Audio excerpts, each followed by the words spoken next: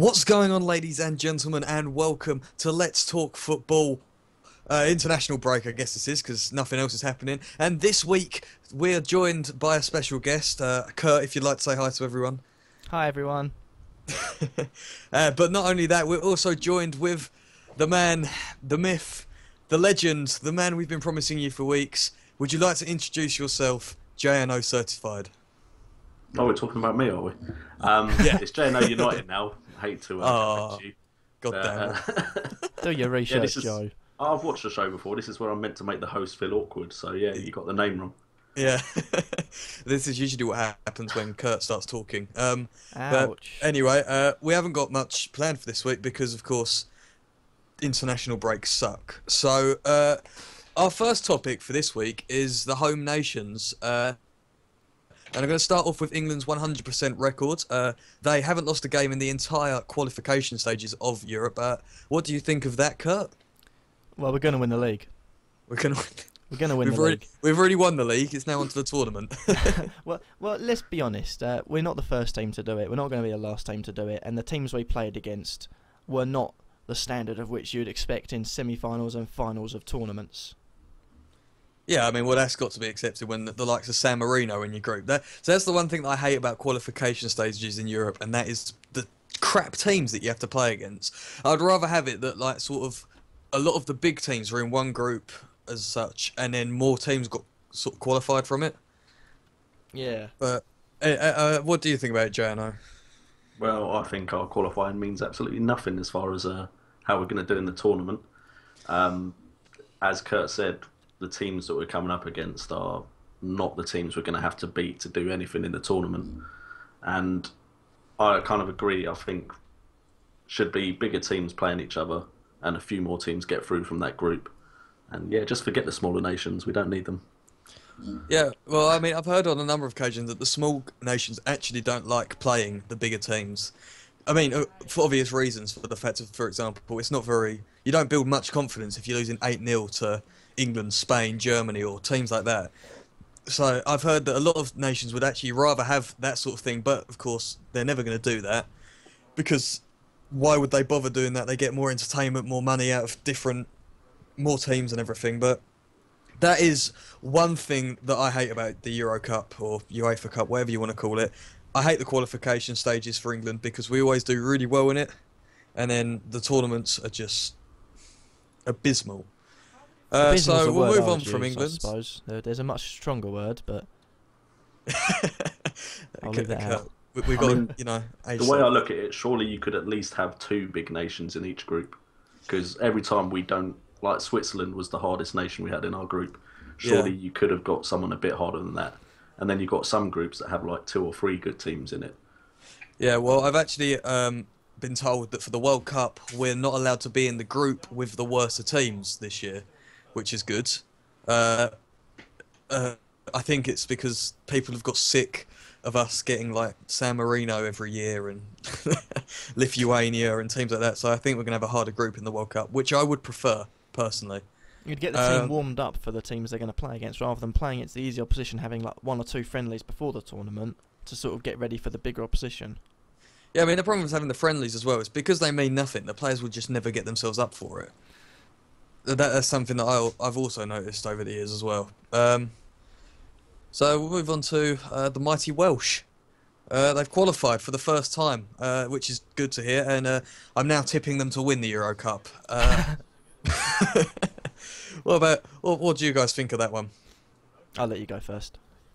Yeah, well, they've only got 2 good players, really, as far as I'm concerned, so their group wasn't as easy as ours, but they still did well. And if Gareth Bale or Aaron Ramsey gets injured, I'm not sure what they're going to really do. I have to agree. I think the 2 good players, admittedly, you look at the key players, I mean, Hal Robson-Kanu and Joe Ledley, they're players that every club would die for. I mean, I would love to have them at, like, Swindon, because they'd do an okay job on the bench there. But, no, their team is basically Gareth Bale and then Aaron Ramsey to assist him, and then that's it. Like Batman and Robin. But you have to say, though, that, what was I going to say, Gareth Bale, to have him as your key player, it is basically the equivalent of Portugal. Yeah, Portugal with Well, Ronaldo. Wales and Portugal are surprisingly similar nations. The only difference is that Portugal do have a few more uh, internationally respected players, I guess you could say. Nani. Nani, Eder. Is he still internationally respected? Not really, but you know. um, but I'm just glad to see Wales in there, which is also why I'm also glad to see the likes of Northern Ireland in there as well. There's three of the five home nations have already qualified, with another one in the playoffs.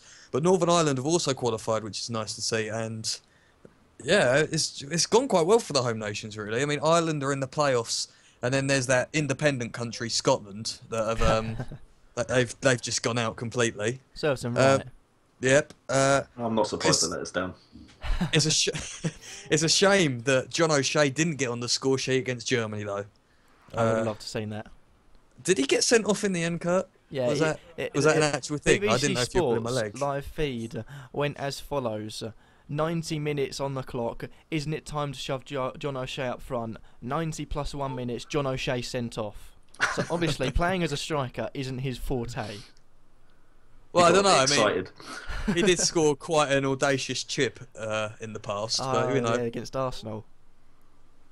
Yeah, and the beauty of a goal he scored against Neuer last year. But we'll get off that topic before I start getting all John O'Shea. Shame for Scotland though, because I've heard that what's their manager's name? Gordon Strachan. Gordon Strachan could potentially lose his job because he's won like 2 games or something like that.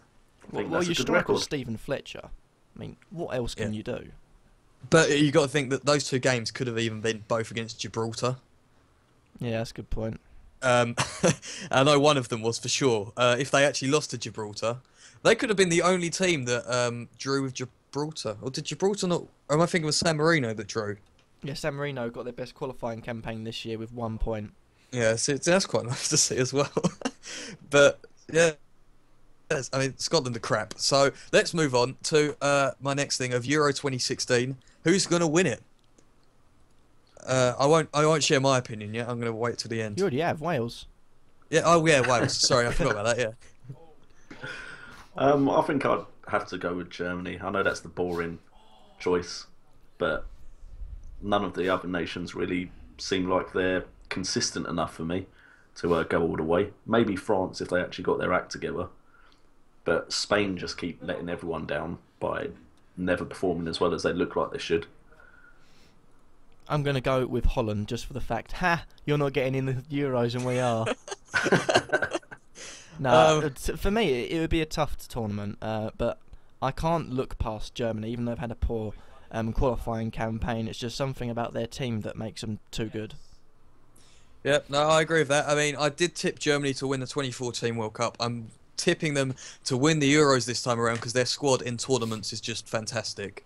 Every single tournament that Germany go to, I feel like they're just on another level. And this time they're going to have the mighty Marco Reus playing for them as long as he doesn't get injured, which they deeply missed out in the World Cup because they only won it. I mean, that's just disappointing.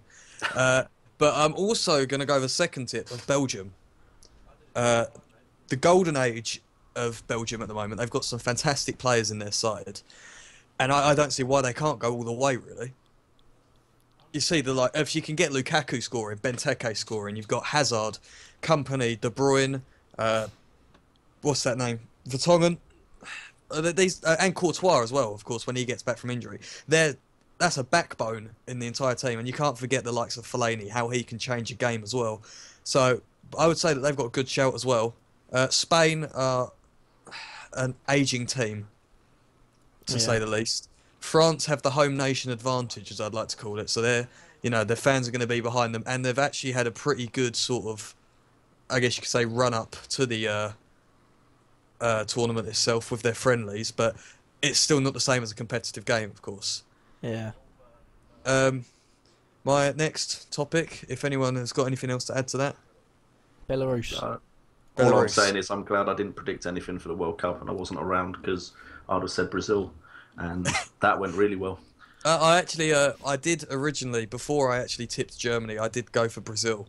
And then I was sort of tracked back and I went for went for Germany. a sensible choice. Yeah, I went for the sensible choice, and it ended up paying off, as we saw in the 7-1 victory. Anyway, my next topic is an England player, and goes by the name of Ross Barkley. In fairness. Oh, okay. Ross Barkley. There's been some talk about him today, about how you give him the ball and eventually he'll do something with it. Which is quite an interesting sort of headline. I mean, give him the ball, eventually he'll do something. I mean, I think the same about myself whenever I'm playing football. If you give me the ball enough, eventually I might do something. But Ross Barkley is a special player. He can create something out of nothing. He reminds me of a slightly better Wayne Rooney. No, he's not better than Rooney. It's just, I feel like he brings something different to the game. Apart from his piece of boa, he brings some other attributes, like his weak foot is very good, as we saw a few days ago where he hit the post against that team that I've forgotten the name of, Estonia. But Kurt, what do you think of Barkley? Well, I think Glenn Hoddle summed up what Ross Barkley has perfectly. He has 2 feet, just like every other footballer in the world, which is great analysis from Glenn Hoddle, picking out that humans have 2 feet. But he's good. It's just about whether you can contain him, because you can. He's a bit like Kevin Peterson in cricket. He flies off the handle. You don't know whether you're going to get a consistent, solid performance where he's just grinding out results. He's working back, or if you're going to get a performance. I suppose he's a bit like a Everton and English version of Nanny, where sometimes it'd be brilliant and other times you can just look at him and think you're not even contributing to the game at all. And I think that's the worrying thing from England's point of view, is that you don't know what side you're going to get. If you get the good side, it can be quality. If you get the bad side, it's like you're playing with 10 men. Yeah, no, I do agree with that. You can get a sort of different Ross Barkley each week. He can hide some weeks, a bit like the Chelsea team's been hiding. But other weeks you just know that he's there. But I rate Ross Barkley really highly. I'm a big fan of his. But, you know, I wish him all the best, really, because I really hope he does start performing consistently well. What do you think about Barkley, JNO? Well, I think Roy Hodgson needs to roll the dice. The amount of times we take a young player that shows promise to a major tournament and then don't play him and sit him on the bench is ridiculous. Some of the best performances I remember are youngsters who have gone and the other teams are not ready for them. Say Michael Owen in the World Cup quite a few years back when he scored that goal against Argentina. You just got to have a roll of the dice. If we keep playing the same old players, we'll get the same old performances. So give someone like Ross Barkley, if he's having a good season, a go in the tournament and see what he can do.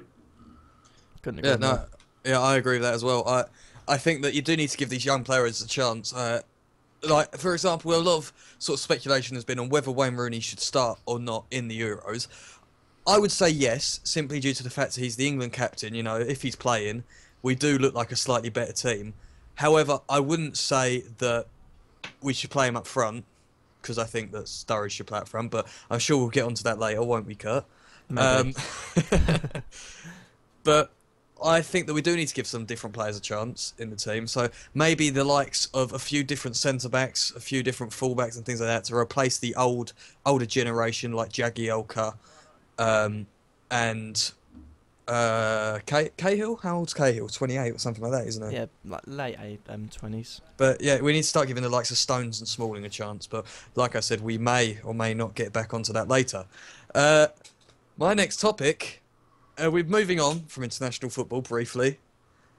We've got Sam Allardyce. Big Sam. Sam Allardyce, like I predicted, has gone to Sunderland. He's the new Sunderland manager. He's going to give them that brute force defence, that fantastic strike force. You know, I bet he's going to love signing Kevin Nolan for them. What do you reckon on Allardyce, Kurt? It changes the game for the relegation battle, because I'm sitting here and I'm looking at the title and I'm thinking, surely everything is set in stone. You're looking down there. You got Newcastle and Sunderland before Allardyce comes in. I'm just both of them to go down, and I can't at the moment look past Villa going down for the fact they've lost the backbone and the spine of their team. However, Sam Allardyce, I'm pretty sure in saying he hasn't ever got a team relegated from the Premier League, so he wouldn't have took on Sunderland to risk that record. He obviously sees something in Sunderland that he can change. Now, I don't know what it is, because Sunderland seem to concede about 20-30 goals each game, but if he's took on the job, I think personally for me that means he sees something there, and I think Sunderland now have got a huge chance of surviving. And the question is, you know, you're looking at the teams on 8 points. You've got Bournemouth, Chelsea and West Brom. Who's going to go down? Obviously Chelsea. Yeah, Chelsea. Yeah, easy. Chelsea. It's easy to see. So I would love it, in fairness, if Chelsea went down and Big Sam beat them on that goal difference. Oh, don't. I can't wait for that day. Don't. You'll give him you'll give him the well, I'll get on to my next point on Allardyce, but you'll give him all the means as to why he should get what he wants. What do you think, JNO, of Sam Allardyce? Well, I think he's... Actually, Sunderland, I think, actually have quite a few decent players. They just obviously don't work very well together under Advocat. But Allardyce will do the job, he'll keep them up, and then in about 2 or 3 years' time, Sunderland will be bored with mediocrity and sack him, and probably end up in the same situation they're in now. It could happen. Sam Allardyce does bring a different aspect to the game. He will bring defensive solidarity, like I said, and he will take advantage of the likes of their big players. Like, he's already got one of his best friends there, probably, you know, Stephen Fletcher, because he's tall and slow and he's good in the air. They've also got Defoe, so you know. Toivonen, yeah, another big one as well. Danny Graham. Danny Graham. Stop giving him food for John thought. O'Shea. Eunice the Ball. John O'Shea up front. Wes Brown. So we putting any money on Andy Carroll going to Sunderland? Well, that is actually a good point, because I have heard rumours of Andy Carroll apparently on Sunderland's books now. And I say, yeah, I'm saying that 18 million will let you have him. 18 million.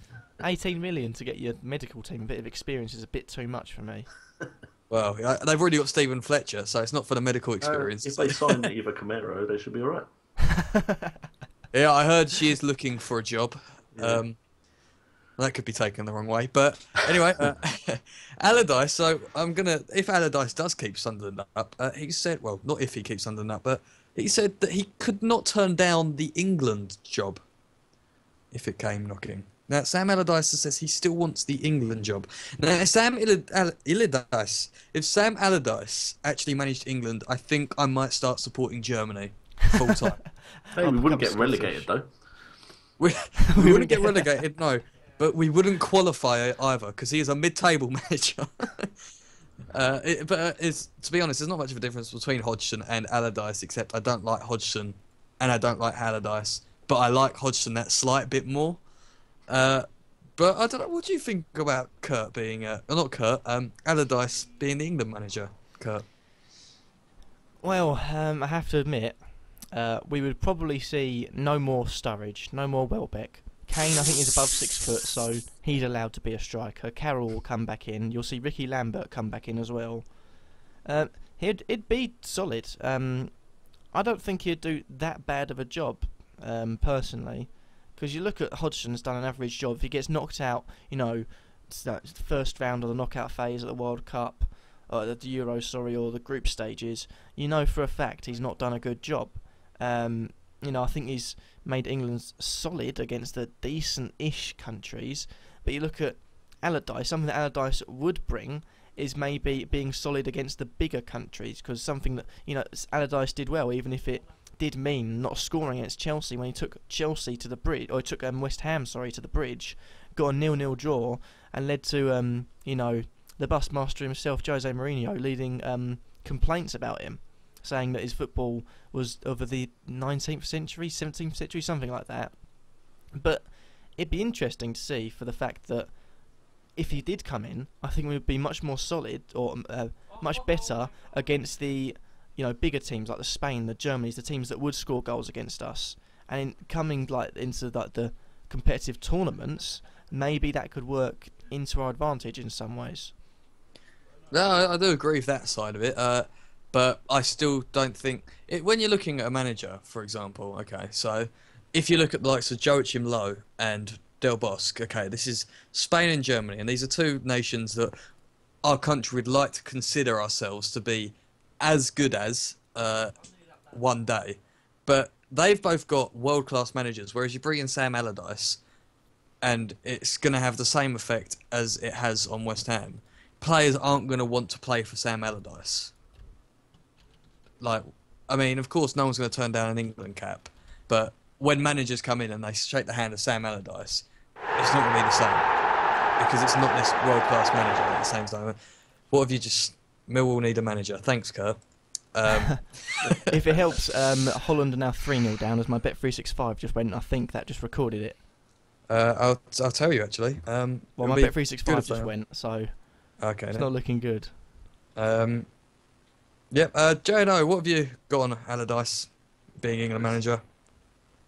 Well, just we might actually get through group stages at a tournament because mid-table there's only 4 teams, so second and third we might actually get past the group stages. But yeah, I have to agree. Like getting called up by Sam Allardyce, it doesn't have a very good ring to it, does it? We should be aiming a little bit higher than that, I think. Although, as far as English managers go, there isn't much that's higher than Sam Allardyce, unfortunately. Well, yeah, that is the problem. I mean, I would say one other English manager that could possibly be a bit higher than Sam Allardyce is Alan Pardew. That's the other. Just the thought of that. That's like saying, "Oh, we could settle for a little bit of Steve McLaren again." Oh, don't! I hate Steve McLaren. So, yeah, we haven't got much option for English managers, but who says we have to have an English manager anyway? I mean, we've done it in the past under the mighty Sven-Goran Eriksson. Why do we have to have an English manager? I mean, Capello? Roberto Martinez would be... Yeah, well, Capello sucks. Roberto Martinez, he could do the job. Better so, call me up. I'll do the job. I've just been sacked on Football Manager, so... Here's the thing. I'll do the job. Carlo Ancelotti's out of a job. Yeah, but he wants to manage in the Premier League. Why don't we wait for Mourinho? He should be getting the sacks in. He said that he would only ever take the international job of Portugal. Which is understandable. Yeah, we offer him enough money, I reckon he'll take it. And a bus or 2. Yeah. And make sure his second year is the World Cup, because the third year is going to be terrible. Oh yeah, exactly. I mean, you can't if you're just because we'd win the World Cup in the second year. That's the point. Whatever we're doing in the second year, we'd win. So yep. Although we could change our England songs so it wouldn't just be about 1966. Yeah, you know the terrible fact is now as of next year the England song is going to get so wrong it's going to really pee me off because it's now 50 years of her as of next year. 50 years without a trophy in English football. We need to do what Arsenal do and take part in the Emirates Cup in pre-season. Simple. Yeah, we're going to have the Wembley Cup. In the Wembley Cup, we're going to be Gibraltar, San Marino, and Liechtenstein. No, not Andorra. The answer is create a Commonwealth Cup. Oh, well, put it in one of the odd years, and then we should be able to win something. Yeah. All right. So that actually went on longer than I thought it would. Next one is the next topic, one that everyone saw coming. Jurgen Klopp to Liverpool.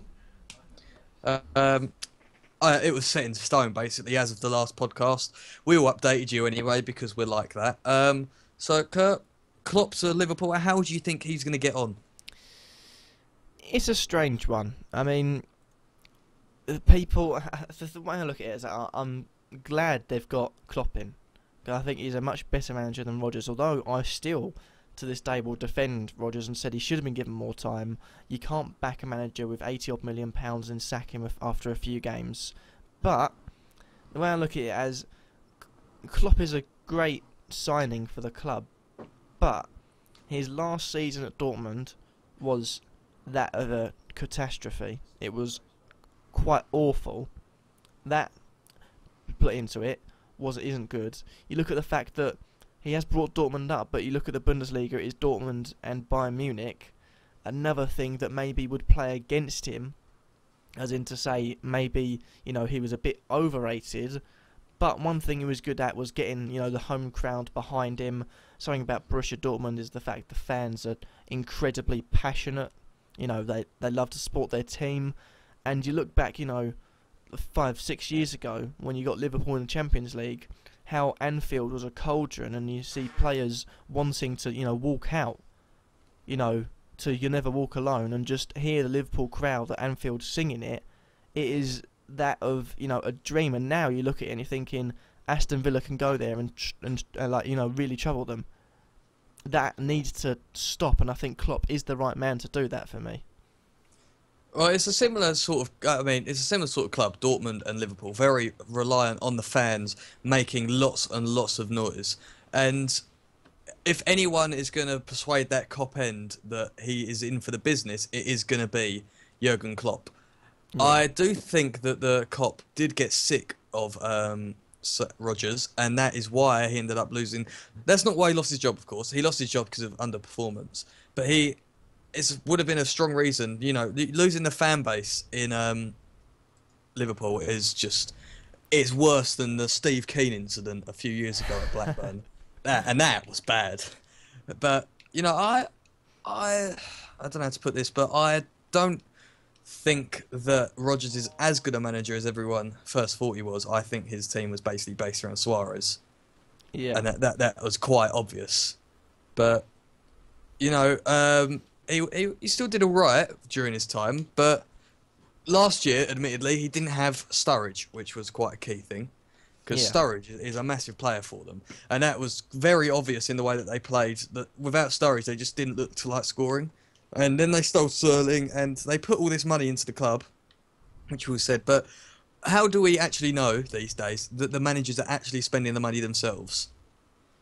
Because I know that Klopp's already said that he will be having a big say in what goes on in that boardroom for players. He's going to have the final decision.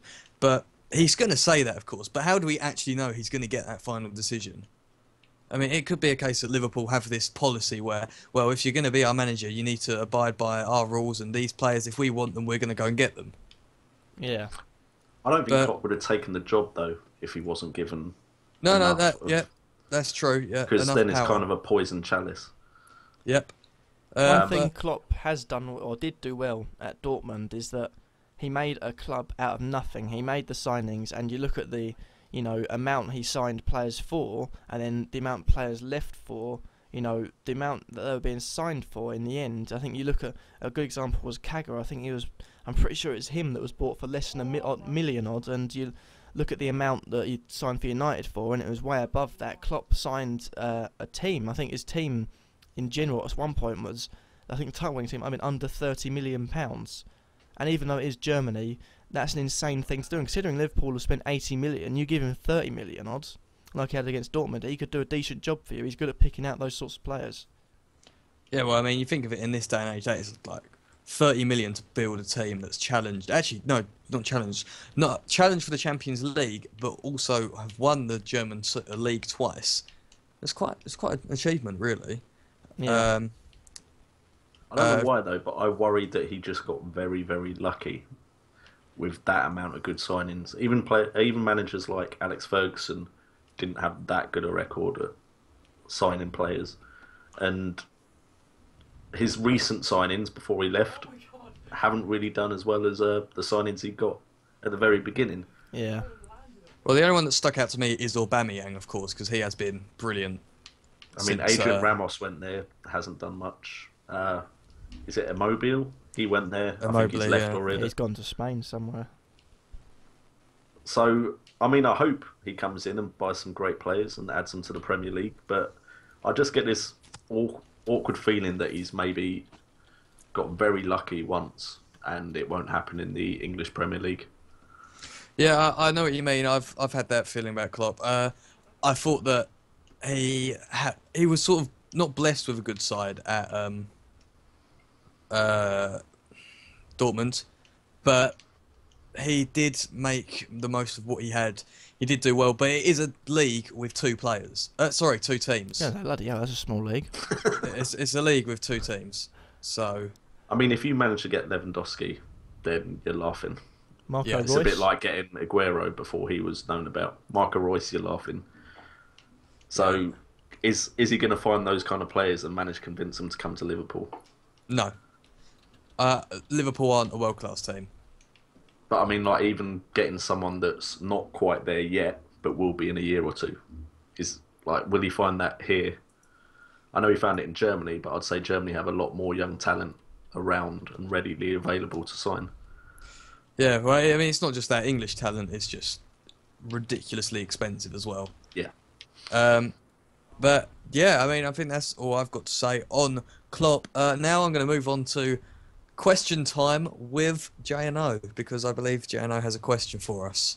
Or, yeah, that's what Kurt's told me anyway. Yeah. My question is, what on earth can we do to improve our performances in the Champions League?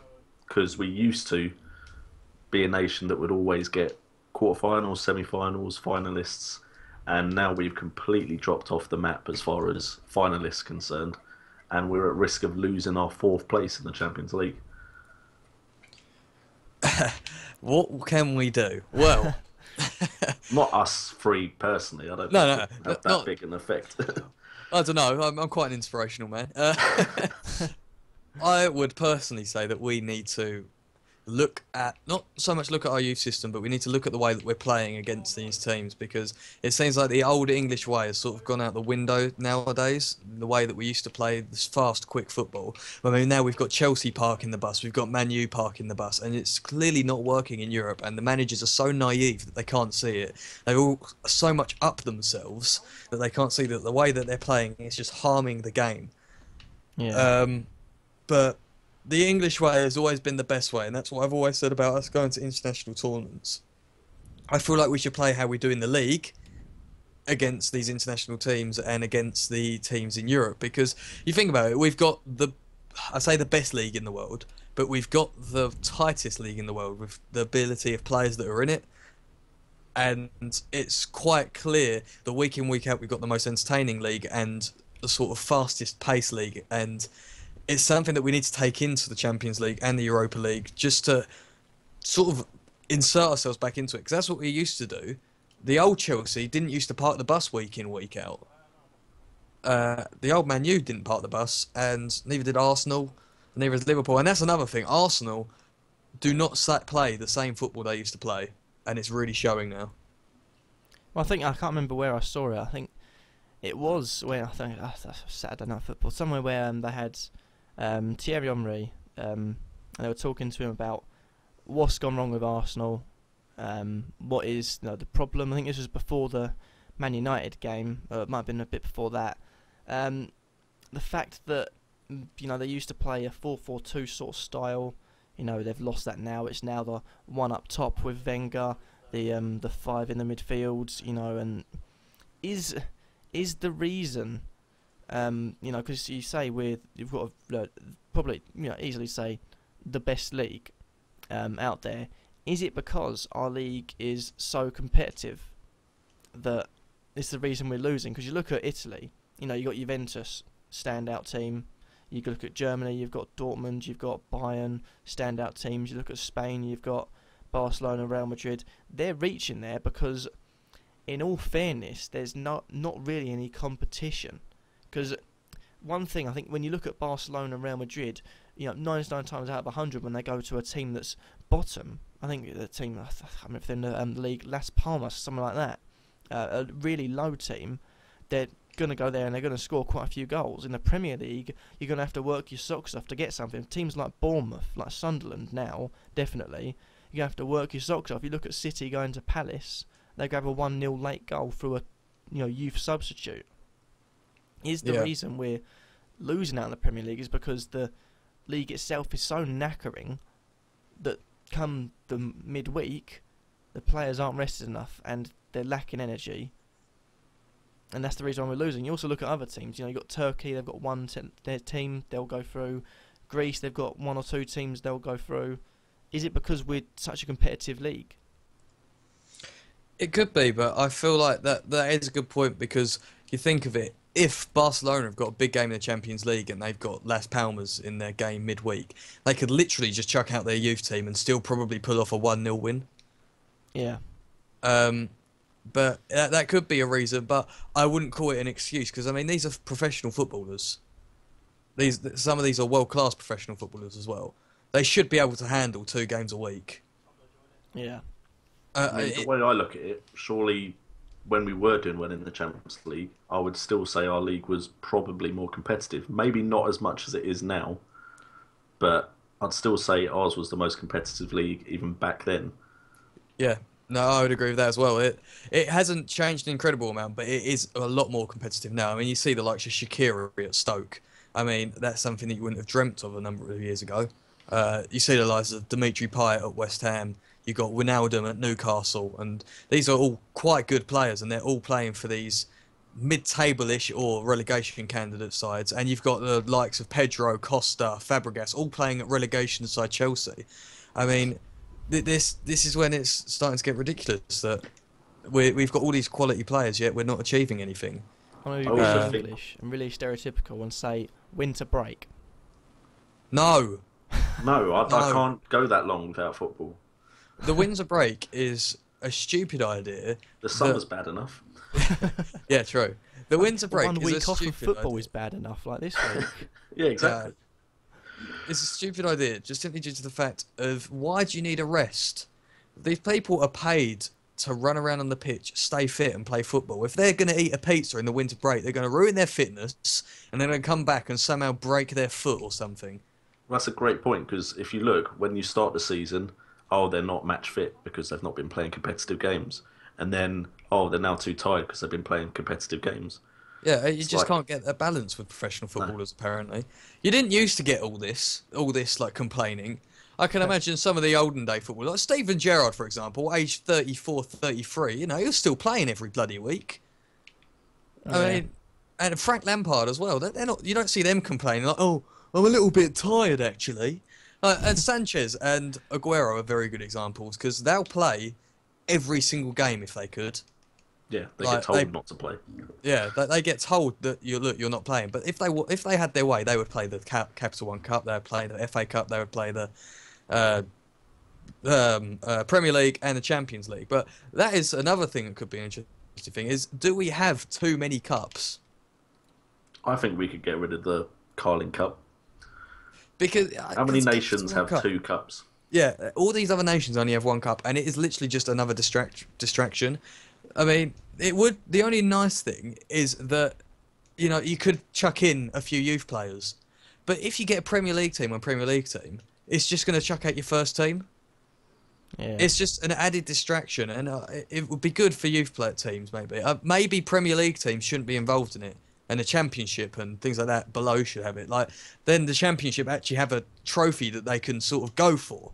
Because, I mean, I'm not being mean to the Championship, but the FA Cup and the League Cup are 2 cups that are obviously going to be gone for by Premier League teams. And unlike League 1 and League 2, where they've got the Johnston Paint Trophy and the Conference that has the FA Trophy, they've literally got nothing. They can go for the playoffs and that's about it. So I think that maybe we need to look at possibly getting rid of one of the cups. But... I like the Capital One Cup and I like the FA Cup, so I'm not really too... Get rid of the Champions League then. Who needs a Champions League? The Europa League is one that you could, I would say, get rid of, but I wouldn't get rid of it. But then when we go down to 3, if we just decide not to go in for it, we've only got 3 teams in Europe. Yeah, but those 3 teams in Europe soon are probably going to end up being Leicester, Southampton and West Ham at the way things are going. I think Europe will be shocked. They won't know what hit them. Leicester don't know how to defend, so they just attack. It'll be, oh my god, and it's Messi versus James Tompkins. Oh god, don't look, kids. And what's this? Wes Morgan has just clattered Cristiano Ronaldo. Jesus. Right. Is that everything that we've got to say on that? I think one more thing is we try and copy the European teams too much now. We're too influenced by the way they play. Yeah. 4-2-3-1 is now rampant. And I've said that when I know for a fact that when you look at my teams for the later on, I've picked 4-2-3-1. Yep, which means I've been just as bad as every manager in the Premier League. But yeah, I think we're way too influenced by what the other countries are doing and what the other teams like Bayern Munich and Barcelona are doing. And when Chelsea won the Champions League with Di Matteo parking the bus, we've just kind of carried that on because we saw it work once. Yeah. But of course, they didn't have we don't all have a fantastic striker like Fernando Torres in our team. Exactly. But I like the 4-2-3-1. I think it gives a good sort of balance around the whole team. I think you can change it really well in game as well. Like Yeah, if you need to go defensive or attacking, it's easy to change. yeah. On the But fly. the thing is, if you're going to play a 4-2-3-1, you have to have a Lewandowski up front or a Benzema, someone a Or world a class fit striker, Sturridge, Aguero. Those sort of players could work in a 4-2-3-1. But if you're playing a 4-2-3-1 with the likes of Andy Carroll or Colton Cole, you're just going to be disappointed. It's not going to work. You have to have the right I'm players. never to fit the right disappointed formation. when Carlton Cole plays. Well, neither am I, to be honest. I'm quite sad that he's not got a club at the moment. But don't worry, Colton, you'll be signing for me on Football Manager. Right. I guess we move on to the next person. Kurt, what's your Yay. topic, good friend? Well, as you may well know, I we're don't. going to win the Nobel Peace Prize. We're basically going to rule the world. Watch out, Kim Jong-un, we're coming for you, or whatever his last name is. Watch out, North Korea. We've got nuclear missiles in the face of Oxlade-Chamberlain, Barkley and Rooney. But I asked myself, obviously, Joe and JNO, to get their England lineups for 2016. So as in what the teams we would pick, and asked them to get their first team, and you can see on screen now. I'm going to move to the side a bit, so I've just realised that it's covering half my face. But we'll start off with Joe's. This is Joe's team. He goes Hart in goal, Klein right back, Shaw left back, Stones and Smalling in the centre, Henderson and Milner as the part of the connection in midfield, Sterling to the left, Walcott to the right, Rooney playing in behind Sturridge. Please explain, Joe. Well, my philosophy here is, we take off Sturridge after 2 minutes, bring on Andy Carroll, and he's just going to bully everyone. No, my philosophy here with this 4-2-3-1 team is I think it's, in my opinion, it's the sort of best England team that we've got. I think that the likes of Sturridge up front is he's a great forward. He scores goals. I mean, his goals the other week, the double that he got, one of them goals, I remember watching it, was an absolute beauty on the volley. But I prefer Rooney playing in behind because I feel like he can control the game more, he can influence it more, he can play in some nice passes, he can push on a little bit if necessary, and he can also help out with the defence because Rooney is actually quite a defensively work-minded player and he's not that bad at playing that job. Sterling and Walcott on the wings just because it's all about that pace. It's all about that pace. Sounds like a song. Milner and Henderson in the middle because they're the dream partnership in the middle of midfield. Two hard-working midfielders. One the next Steven Gerrard, the next just an absolute brute. And then Luke Shaw is the best left-back in England, by far, despite him breaking his leg. Honourable mention for me, of course, is Aaron Cresswell in left-back because, if Luke Shaw's not going, then Cresswell better be going because if that bloody Gibbs gets called up, I'm just going to throw a chair. Gibbs doesn't play for the first team as far as I'm concerned at Arsenal, and he gets picked over... He hasn't played this season, I don't think. He got picked over Cresswell. That's just because he wears a West Ham shirt. Hodgson is racist. Anyway, I really rate Stones. Against Claret. I really rate Stones because Stones is just a really good ball-playing defender. Smalling as well. Stones and Smalling is the future centre-back partnership for England. And then Klein has just been a fantastic right-back for the last 2 years. And then, of course, who else are you going to put in goal apart from Joe Hart? As you guys can see as my subs bench, I have got Cresswell at left-back, as I explained that. Cahill and Jagielka, you still need that experience in there. Kyle Walker, just for the pace. I got Wilshere, if he's fit, in centre mid. If not, it's going to be Fabian Delph. You know what? That's my little theory now. What it is, Hodgson said to Delph, look, if you stay at Villa, because they play in claret and blue, I'm not going to pick you. And that's why he joined Man City. I'm a genius. Fair enough. Right, Ox in right wing, because he's basically the next Theo Walcott. That's not actually much to live up to be honest. But Barkley, the sub in behind player, because I like Barkley. Welbs, left wing, because why not? He actually scored in a lot less games than Rooney, one less goal than him in the Euros. Interesting fact. Fair enough. Sturridge, his replacements will be Kane or Carroll. Now, people are going to say, why have I picked Carroll? It's because Carroll is an animal. And if you play him against the right teams, he will bully. He will bully the defenders. We played him against Sweden in the last Euros and he got a goal. And the only reason we scored is because of that Andy Carroll bullet header after that Gerrard long ball. Now that could happen again, but in the opposite way of Henderson to Carroll. But, you know, I like Carroll because I'm a West Ham fan and I'm biased. So if I had it my way, Mark Noble would be in the team too, but I couldn't be that biased. That's all I've got to say about my team.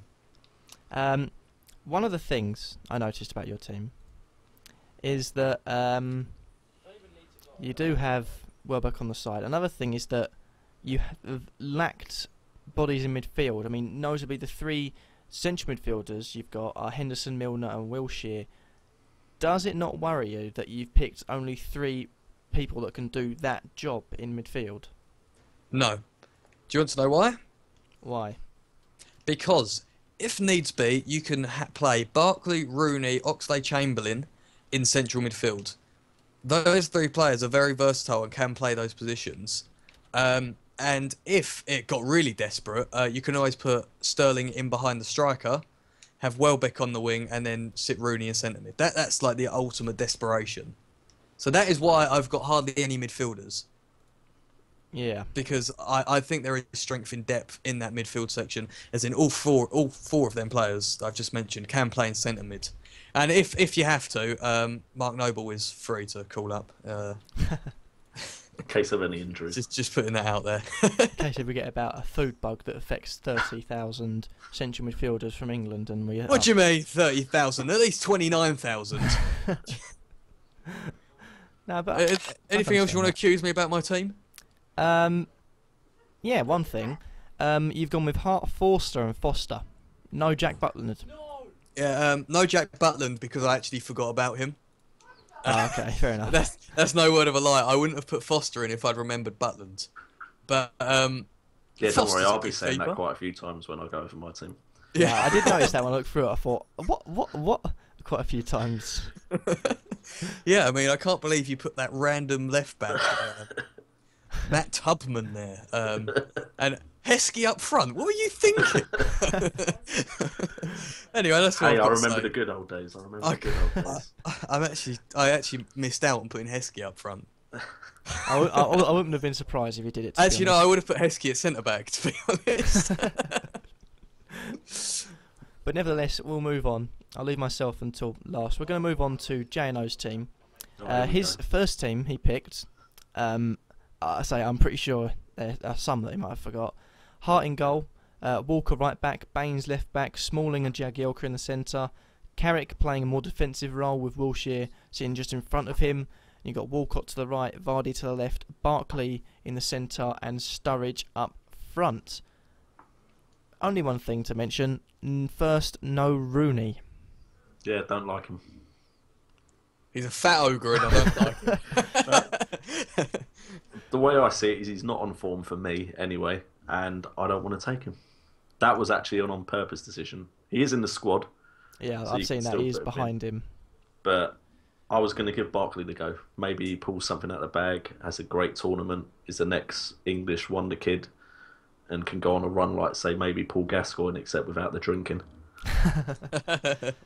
But I wouldn't mind the drinking. I think he'd be quite good playing drunk. It might help. Yeah. I will admit I completely forgot Nathaniel Klein. I did see that. I thought Walker and Chambers. I thought you must have forgotten. I was literally looking at right back going, who is another English right back? Why am I only thinking of Carl Walker? And that's why I went with Chambers as my substitute right back. I could not think of another right back. And then we go over Joe's team and I'm like, that's the bloody guy. Nathaniel Klein. So yeah, I would put Nathaniel Klein in. Okay. So I'd take Chambers out, and Nathaniel Klein would be in the first team. Walker would be the sub. I didn't pick Shaw because who knows what it'll be like after he recovers from his injury. That's a good point. I only remembered Stones when I was doing the reserves. So Stones may have very well beat Smalling, but I prefer a experienced centre back there. And at the moment, Gary Cahill isn't exactly filling me with confidence. Carrick, I personally think if we're going to go to a tournament and play this formation, we need to attack quickly. And I think Carrick's distribution of the ball, once it's given to him, could help with some counter-attacks, which is why we've got Vardy and Walcott on the wings, so they can bomb forward along with Sturridge. And then hopefully Barkley, Carrick or Wilshere would be able to find them with passes. That's as for the reserves, again, you've got Pace and Chamberlain.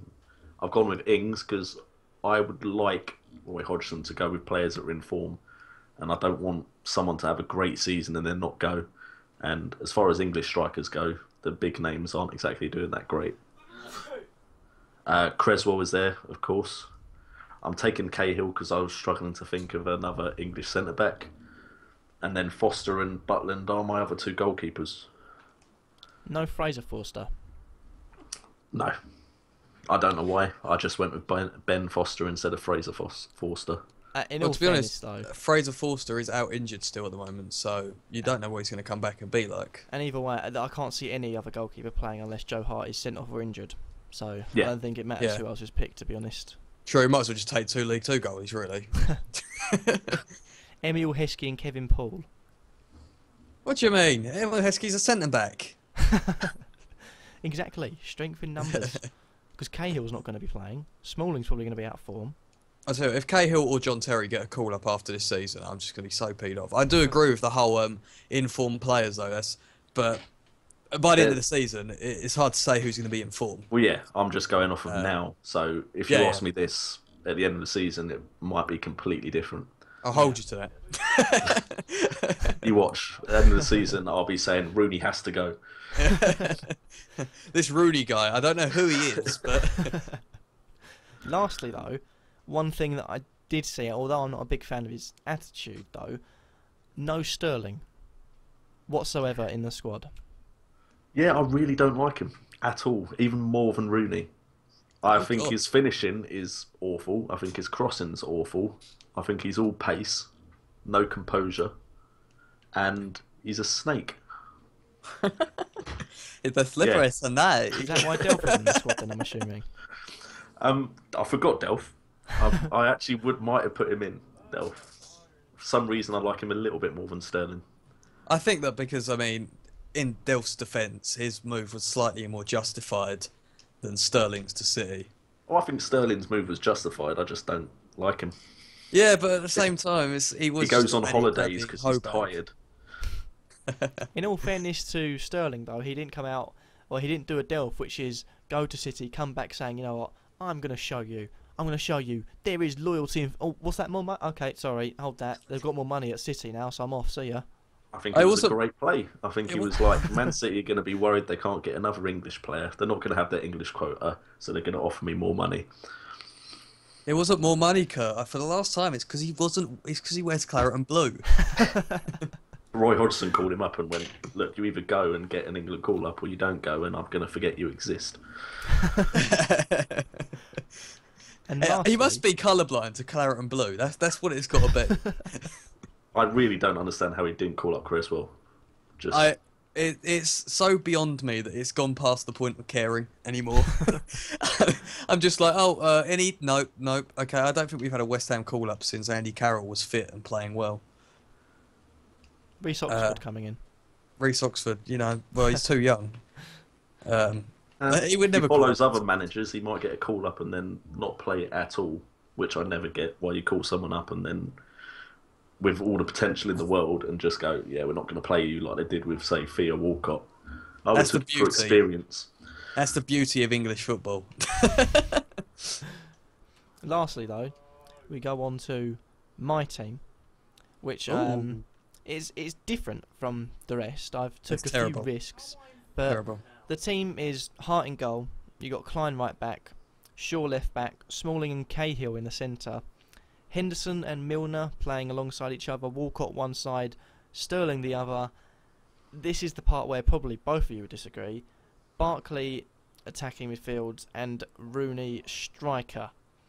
The reason I put Rooney as a striker is because I feel like throughout the season, if he can get his hunger back, because the Rooney of a few years ago was the Rooney you want playing up front. The Rooney now is the captain Rooney. If you can get the hunger back, the Rooney that would be wanting to chase the ball down, would be running after the ball, would be getting back, making tackles. The Rooney now is just sort of I don't want to say a bit like the Mesut Ozil sort of aura.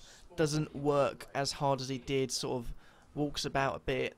Doesn't work hard in the defence. And I think if we can get his hunger back, he'll definitely be one to play up front. Jagielka and Stones are my backup centre backs because I see Cahill was more experienced centre back, and even if he is playing for Chelsea, I do feel sorry for him.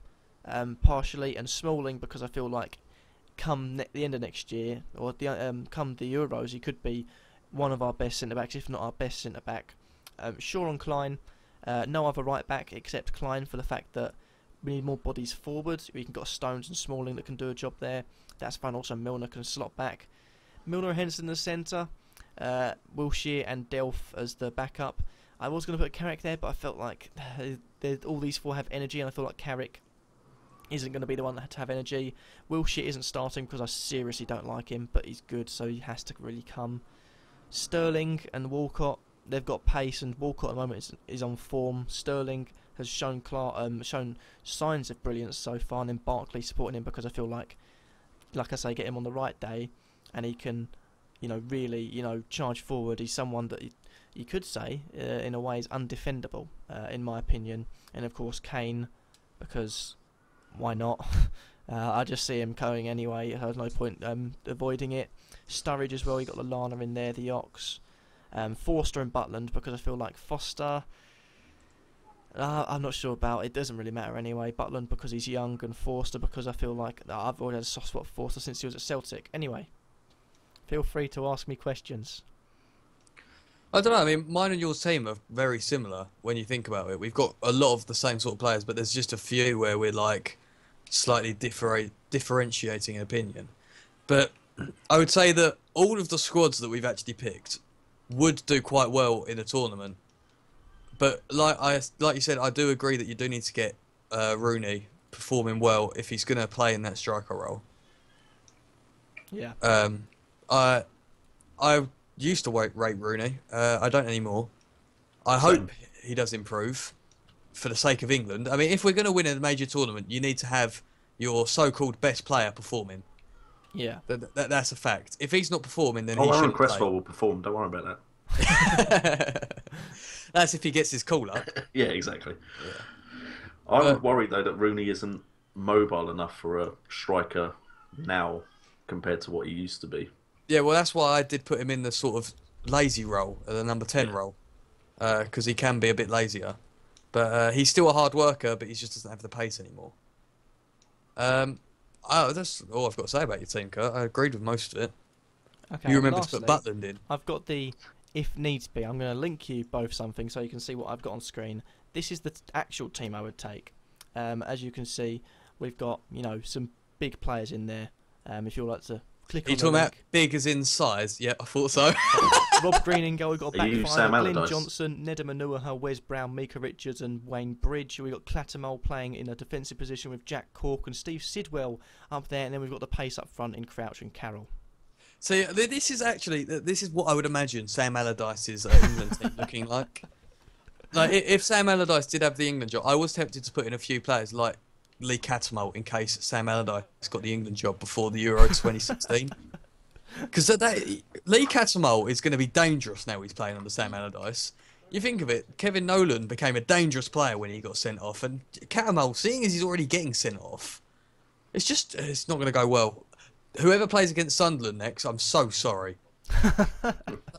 Rest in peace, your ankle ligaments. Who have they got next? Have they got Newcastle next? Oh, I think they've got them soon. I'll check. I know they've got them soon, but have they got them next? That's the question. That team might keep a clean sheet. Potentially, yeah, but I wouldn't hold them to it. And then Green would fuck it up in like that 89th minute. It's like we all thought once that we would win the World Cup under Capello, and then look what happened. The referee lost us the World Cup, Joe. We didn't lose it. Yeah, definitely. Just like that time where we got knocked out of the group stage in the World Cup. Allardyce's first home game is a 12 o'clock kickoff on Sunday against Newcastle. That is a big game. He could definitely win over the fans there and piss off his older fans, the Newcastle fans. But, you know, it'll be interesting. I still think Sunderland are going to win it, to be fair. Because they'll have the momentum of trying to... in charge. Yeah, I mean, especially with how poorly Newcastle are playing. But they have got Mitrovic. Mitrovic versus Catamol is going to be a fun competition. It's going to be a red card competition. Yeah, who can get the most sendings off? Unfortunately, they can only get one each, but it'd be a fun. Yeah, but how long's the ban for? That's what they've got to go for. Oh, you're going to see them spitting on each other. Death threats a lot. Think of it, spitting's not as bad as some things. You might as well just do a Suarez and bite each other. Yeah, that way you'll get like a 2-match Diego Costa ban. can run out the crowd as well. Let's just have it out. Oh my god, Costa out of nowhere! Diego Costa's still not there. But we'll move on to the last thing. We're actually an hour in. We've managed to get this into an hour. Bloody hell. My rumours, we'll try and keep this short and sweet for you people that are getting tired, Mr. McCarthy. The only Lewandowski to Liverpool. No. Nope. Although he is a fringe player at Bayern, I can't see him moving to Liverpool. I can't see how he's a fringe player, because in my opinion he is actually currently according the to best... reports, Guardiola prefers Müller in that position rather than... Well, he doesn't like him because he's not his sort of player. If Guardiola had his way, he'd have a pitch of 5'7" midgets that could run around everywhere. All he has to do is bring on Lewandowski for 9 minutes and everything's dandy. It's just ridiculous how he's literally, in my opinion, he's the best complete forward that there is. Which, for those of you that don't understand that, he's the best at scoring headers, volleys, normal goals, everything. As seen goals, by his 9-minute 5 goals. Exactly, yeah. I mean, Aguero tried to beat it because he saw Newcastle or his opposition and he couldn't quite manage it. Yeah, well, Aguero isn't really that good when you think about it. When you compare him to the likes of Sam Baldock, he's just not up there, is he? But Lewandowski is one of those players that I compare. Like, Aguero, in my opinion, is the best poacher in the world. Lewandowski's the best complete forward, and Benzema's the best, not as good as Ronaldo, forward in the world. Second fiddle striker in the world. Best target man in the world is Jackson Martinez. But that's what I think about Lewandowski. He won't go to Liverpool because he's not stupid. Liverpool are not a world-class team. And they're just disappointing. And you're telling me to continue. I've been waiting for you for 10 minutes, Kurt. Right. Moving on. Villa want Moyes / not Lambert, Rodgers. What do you reckon? I mean, calling out, getting rid of your manager this early on without actually sacking him is quite a dangerous task, or a dangerous thing to do. Why they hired Tim Sherwood in the first place, I do not know. But would they get Moyes or hold on. Rodgers? His win percentage is great, though. What is his win percentage? Don't know. Is it as good as AVB's? He kept on banging on about it at Spurs, so it's come a running joke now. He was like one of the best managers in the world for a short period of time. Were they playing League 2 opposition, or was that just... Probably. I don't know, I think he was dreaming. Oh, it could have been. But yeah, what do you guys think of that one? I think Rodgers should aim a little higher. just a bit? Yeah, and I think Moyes should just never come back to England. I think he's going to get slaughtered if he comes back to England, to be honest. He'll always be remembered as the guy that can take over after Ferguson. Exactly. Although Ferguson did leave him a dying team. And Rodgers does have to aim higher. He needs to aim for other relegation candidates like Chelsea. So moving on. Newcastle want Victor Valdez to replace their newly injured goalkeeper Tim Krul, who is out for basically the season, which is probably the worst thing that could have happened to Newcastle this season. I think that's the final nail in the coffin, because without Tim Krul, he's a world-class goalkeeper. I think he's just made the second most saves in the league this season, and without him, Newcastle, will not be anywhere near the defensive quality they've shown, which is poor in itself. Yeah, he is incredibly underlooked in the world of goalkeeping. You think of it, even Man U could have signed Krul to replace De Gea. It's not to the same standard exactly, but Tim Krul is still a fantastic goalie. Like, he would have been brilliant at Man U still. Yeah. Have you got anything on that, JNO? I would like to think Valdez going there would maybe be his final swan song, because he's got something to prove. He's gone to Man United. Fair enough. I don't think he expected to ever become number one, but it seems like the amount of disrespect he's got from Van Gaal, he might go to Newcastle with something to prove a point, and could maybe become a Newcastle hero. But as everyone said, losing Krul is just a real blow to their chances of survival.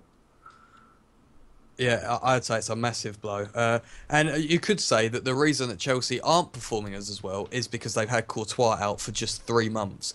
So you think of it, if Courtois was out for the season, Chelsea could have been relegated. Like, they might have just threw in the towel already. That'd be an interesting one, actually. If Mourinho got sacked, which I don't think he will after hearing his release clause on his contract, would Carlo Ancelotti take the Chelsea job? I can't see it personally. He does say, though, that he wants to come to English football. Yeah, but considering how well he did at Chelsea and how he was disrespected by Abramovich last time, then I suppose that's the same thing as Mourinho coming back, so I'm not sure. Avram Grant will come back at Chelsea at some point. Oh my God, Avram Grant. If Abramovich throws enough money at him, he might give it another go. Yeah, I can see that. But I would see him going to... He would probably go to someone to spite Chelsea, someone like Arsenal. That would really spite them. But of course, I think Wenger's going to end up dying at Arsenal, before he retires. He's going to be 90, and he's going to be walking out to the Arsenal fans, still managing them somehow. I mean, he doesn't jump around much, so it's not going to make a huge difference. But imagine that. Imagine being in charge for a club for God knows how many years. He's been there for how long now? 20 odd years. Yeah, it's a decent amount, I have to admit. It's quite a record, really. Right, last one. This is just a little fun one. Robin Van Persie versus Memphis Depay. I haven't seen much about that, but I know they had a bust-up. They've had a bust-up, and I know nothing about this sort of record. They've had a fight in the training ground, and Depay started tonight, and Van Persie started on the bench. Van Persie actually has scored an own goal tonight, so it's not even the best of few days. Van Persie is also really hating life at Fenerbahce, and I don't know what happened really, but Davy Blind, not Daily Blind, has said that it was just an argument that went a bit too far, which is interesting because they've got a massive game coming up, which they have lost, by the way. They've lost 3-2. It's something that you can't really have in the papers when you've got such a big game. Have Holland gone out now? Holland are out. They needed to win, and they needed another result to go in their favour to get qualifiers, I think. But no, without winning, they're out. See, Holland have actually turned out to be the only team that's let me down in my accumulator today, because Bosnia won, Italy came from behind to win, and Wales ended up winning as well. Oh, I hate accumulators. Don't talk these about two accumulators. unknown players actually scored, called Ramsey and Bale. I didn't see that one coming. Did they? Ramsey and Bale. Oh. Who are they? I was expecting Robert Earnshaw to score. That's a blast from the past, that name. Alright, and that is everything, I'm afraid, guys. I'm sorry to hear this. You'll see me next week when, once again, we talk about the Premier League. It'll be back. We'll be talking about Chelsea losing to Aston Villa. We'll be keeping you up to date with the latest what is going on in the world of football. Lewandowski to West Ham, and that's all I've got to say. Anything from you, Kurt? Apart from, we finally got a guest on, and it actually made things much more enjoyable, because I saw, with me and Joe, just a 20-minute podcast, and we've managed to pull out the longest one of the season so far. Yeah, well, I don't know how we've actually done that on an international... I'm not sure you should say it's more entertaining or fun when there's three people. Like, you two don't like doing it together or something. Well, Joe bullies me. I don't like him. He doesn't like me. We're just Football Manager buddies that one day just said, you know what, let's just do a podcast. And at first I said no, and then he begged me. He paid me a lot of money, 50 grand a week, just to come here and be the next Jeff Stelling. Joe bullies me. and Kurt's my Chris Kamara. Well, I've got the stage, and I know you have to put this up. Just saying, Football Manager, 3 players. I'll take you both on. Oh, well, that's shotgun West Ham. Football Manager 2016, JNO. Are you up for it? I'm up for it, yeah. There we go, you've heard it here first. Confirmed. New signing in the career. Hashtag draft. I've seen that draft thing is only you can only do the teams that are like created. You can't have like a Premier League or anything. What do you mean you can't do? What do you mean? I don't know. I don't know. We'll talk about this. You have a mini league of teams created, then you pick the teams from around the world, then compete. You don't have like a Premier League. It's just like separate. I'm not sure this is podcast material though. Yeah, we're going. Yeah. We're going back to the olden days, Kurt. Right. So, JNO, as the guest, I'm going to put you on the spot here, like I like to do, and you're going to sign us off today. All right. Well, thank you guys for tuning in. This has been Kurt, Joe, and JNO. Or you can actually call me Johnny if you really want to. That's my actual name. And I'll catch you guys, and we'll all catch you guys later. Yeah, we'll see you next week. Peace. Peace. Peace.